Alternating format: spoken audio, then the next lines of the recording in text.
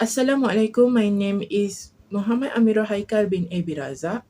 I'm from Section 5C. My metric number is a DSM 2019 060450. I will present about international franchising. A franchise or franchising is a method distributing product or service involve a franchisor who establish the brand trademark or trade name and business system and the franchises who pays a royalty and often an essential fee for the right to do business under franchisor's name and system.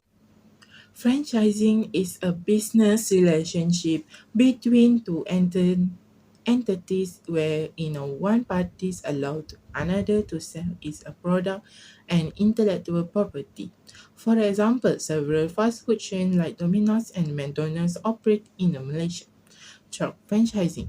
Example of a franchising in Malaysia like McDonald's, Domino's, KFC, Pizza Hut, Subway, Dunkin' Donuts, Taco Bell, Baskin Robbins, and Burger King. I want to present about the five most common methods of a franchising. First, single unit franchising. A single unit franchising, a company buys a franchise business from the franchisor. The franchise would operate the business in a particular location or area. Second is a sequential franchising. The franchisor allow the franchise to purchase a second and perhaps even a third franchise. The additional franchises are granted on a one at a time basis. Next is sub-franchising or master franchising. Sub-franchising involves two levels of franchises. First, sub-franchises of master franchises and the sub-franchises. In the contrast to a franchisor with a nationwide interest, sub-franchises are responsible for a small area. Next, area representation. This involves two levels of a franchise. The master franchise or area representative delegate less responsibility than sub-franchise by the franchisor.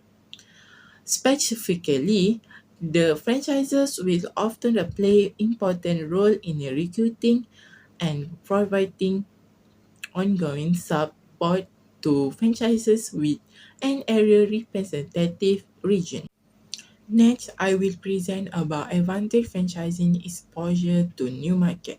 When you expand the franchises internationally, you can sometimes take advantage of a new market that are unfamiliar with your business model.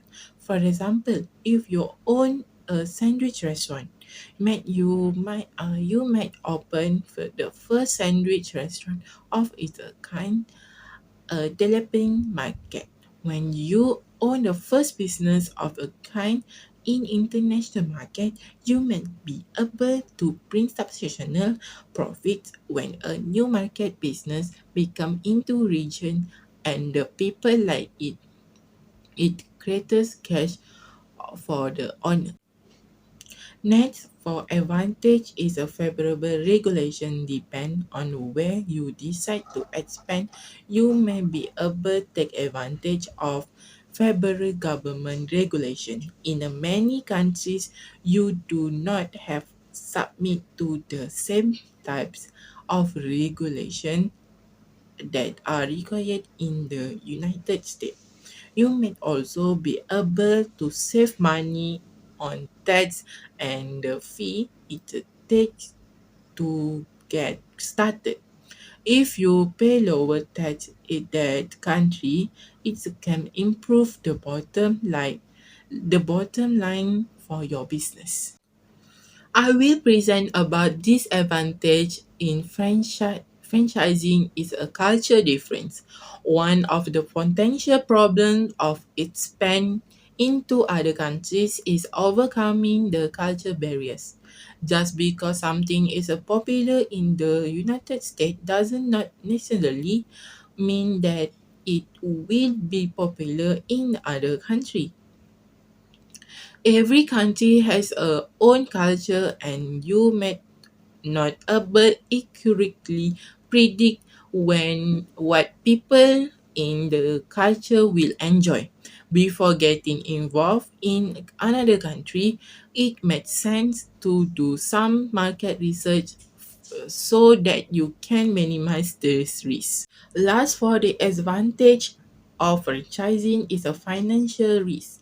When expanding into the another country, you have to take into consideration the final financial risk that you are taking on a business owner. For example, the exchange rate between a country could lead an unfavorable return on your investment. You may also have a hard time getting access to the supplies and product you need in any another country. Some countries change tariff and fee to ship product in which could make your business less profitable. Thank you for watching my video.